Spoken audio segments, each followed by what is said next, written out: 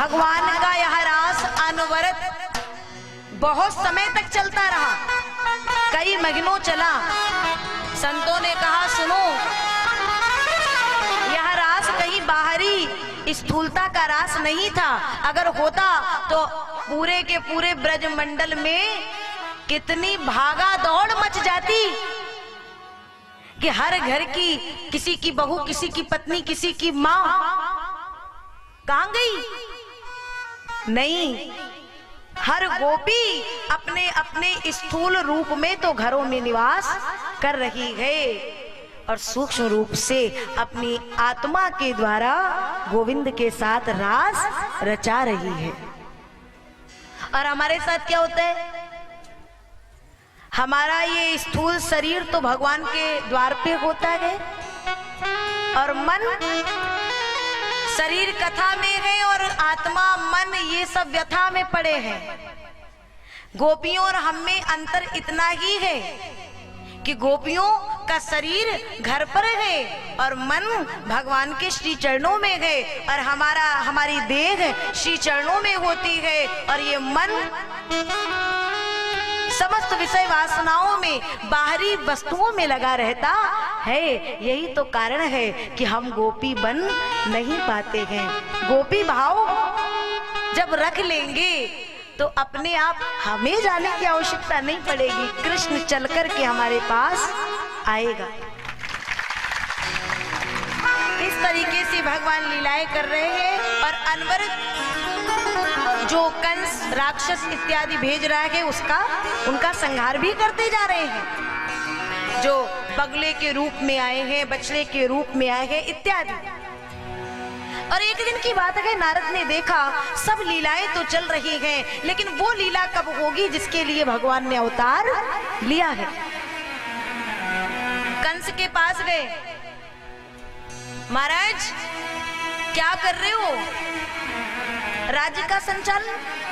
तो बोले वो कृष्ण को कब मारोगे? बोले क्या बताएं महाराज, हमने इतने भेजे, जिन्हें भेजी उनमें से कोई भी वापस नहीं आया, वो मरता ही नहीं है। नारद जी ने कहा मैं कुछ नहीं जानता, आज से तीसरे दिन परसों मैं उस कृष्ण को अब देखना नहीं चाहता हूं, बाकी तुम जानो। और हमारे नारद जी का काम है यही कार्य करना, और सही बात है कोई नारद होना चाहिए,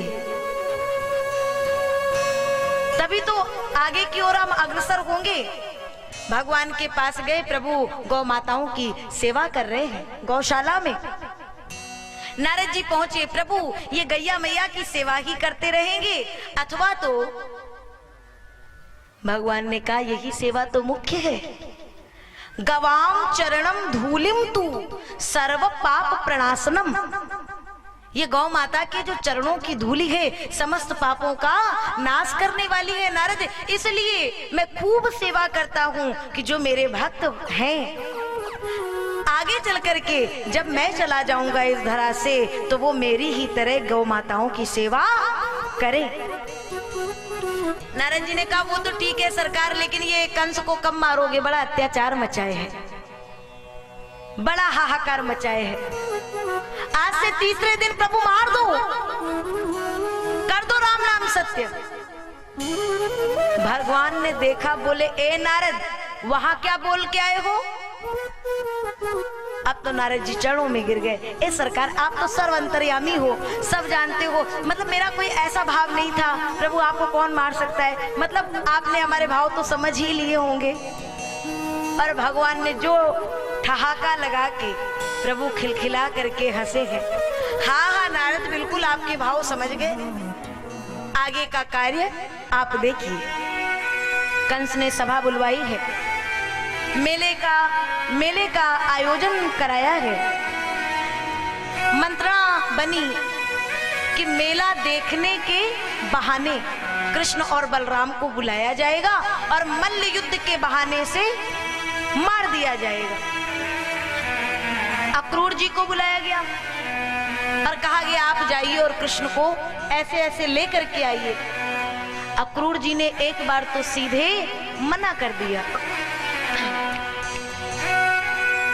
सीधे मना कर दिया।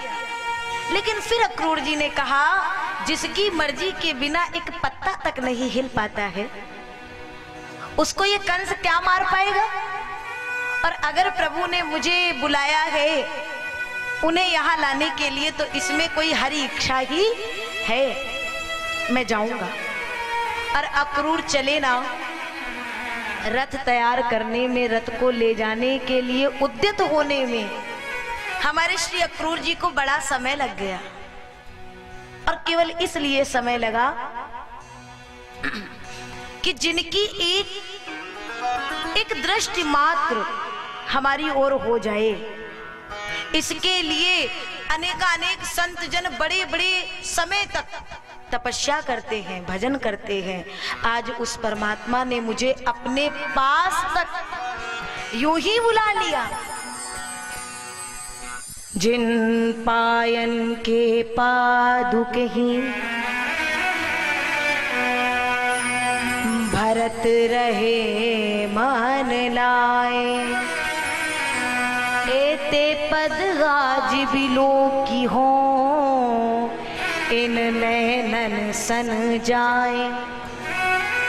श्री भरत जी जिनके चरणों की इतनी सेवा करे, जिनकी चरण पादुकाओं को लेकर के आए, आज मैं उन चरणों को जाकर के देखूंगा। मथुरा से चले, दूरी अधिक नहीं है, लेकिन अक्रूर जी को बड़ा समय लगा। पहुंचते हैं ब्रज में, अक्रूर जी आए, विचार कर रहे मुझे कृष्ण क्या कहेंगे। क्या आज भी बाहरी भाव रहेगा या जीव और ब्रह्म का भाव रहेगा। गौशाला की ओर सबसे पहले रथ घूम गया और कृष्ण गैया मैया को लेकर के आ रहे हैं। जैसे एक साधारण सा छोटा सा बालक मेहमान के आने पर बावला सा होकर के दौड़ता है, वैसे मेरा गोपाल दौड़ा। अरे दाऊ भैया, अरे ओ दाऊ भैया, देखो तो कौन आए हैं, मथुरा से काका आए हैं। सुनकर के अक्रूर जी के नेत्रों से अश्रुपात हो गए। कृष्ण दौड़ के आए और काका जी को प्रणाम करने लगे। अक्रूर जी ने हाथ पकड़ लिया और स्वयं प्रणाम करने लगे। भगवान ने कहा, आप हमारे काका हैं अभी, तो मुझे आशीष लेने की बात बनती है। और फिर लेकर के भवन की ओर लाए। नंदराय जी ने देखा, बड़ा आदर सत्कार किए हैं, आसन दिए हैं। नंदरानी जी बढ़िया व्यंजन पकवान बना करके और थाल में परोस करके ला रही हैं। नंदराय जी की वार्ता चल रही है, कैसे आना हुआ, कहाँ जा रहे थे, जो यहाँ की ओर रथ घूम गया। अक्रूर जी ने कहा, हम आपके यहाँ ही आए हैं, आपको न्योता देने एवं प्रमुखतः श्री कृष्ण और बलराम को लेने के लिए। हमारे महाराज ने ऐसे ऐसे ये मेले का आयोजन किया है और वो मेला देखने के लिए, और बस यहीं से पूरा का पूरा जो वो प्रेम, वो प्रसन्नता के जो भाव है ना, वो कहीं दूर हो गए। और नंदरानी जी जो भोजन की थाल लेकर के आ रही है, वो हाथ कपकपाने लगे, लेकिन मर्यादा को रखते हुए उन्होंने भोजन रख तो दिया, भोजन पवा तो दिया, लेकिन आज नंदराय जी ने कहा, चलो सुबह प्रातः हमें जाना है, सब अपने अपने कक्ष में चलें, शयन करें, प्रातः शीघ्र जाएंगे। संतों ने कहा, वो रात्रि यशोदा मैया पर बड़ी भारी पड़ी। वो रात्रि लग रहा है यही थम जाए, यही रुक जाए।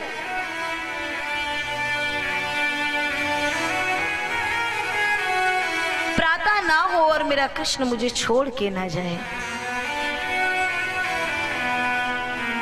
कृष्ण गए हैं कक्ष में, जाकर के देखे पलंग पे माँ नहीं है। कृष्ण दौड़ करके आए, प्रातः मैं चला जाऊंगा, मैया पलंग पे है नहीं, कहाँ चली गई?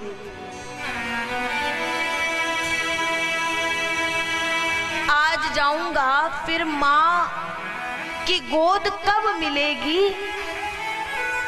कृष्ण अपने मन में विचार कर रहे हैं कि ये मुझे भी पता नहीं है। मैया मैया कह करके कृष्ण नंद भवन में चारों ओर महल में जा रहे हैं। मैया, ओ मैया, कहीं माँ की कोई आवाज पलट के नहीं आ रही है। आंगन में आकर के देखे तो एक खम्भ से माँ टेक लगा करके बैठी है। कृष्ण दौड़ करके गए, माँ मैं प्रातः चला जाऊंगा माँ, और तू यहां बैठी है। कृष्ण दौड़ के माँ के पास आकर के माँ का जो मुख नीचे है उसको अपने हाथों से उठाने लगे। जैसे ही मुख को ऊपर किए, पूरा का पूरा मुखमंडल आंसुओं में भीगा हुआ था।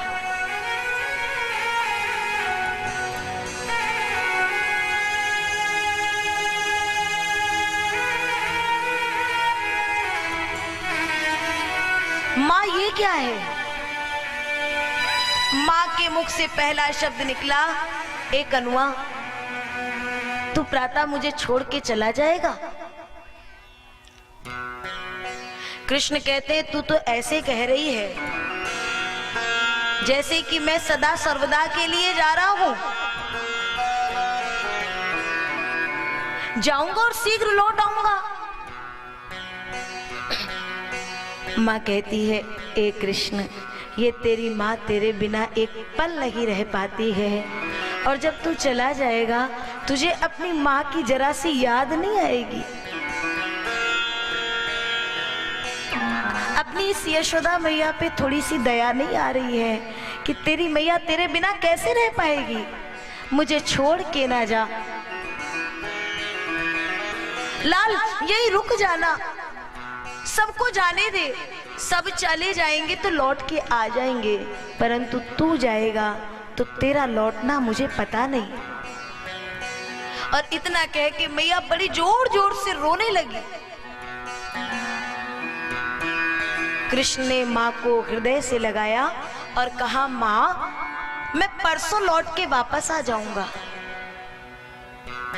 क्यों ये बात कही? क्योंकि कृष्ण ने माँ की स्थिति देखी कि माँ का रो रो करके बुरा हाल है। परसों की अवधि दे दी कि माँ शांत हो जाएगी,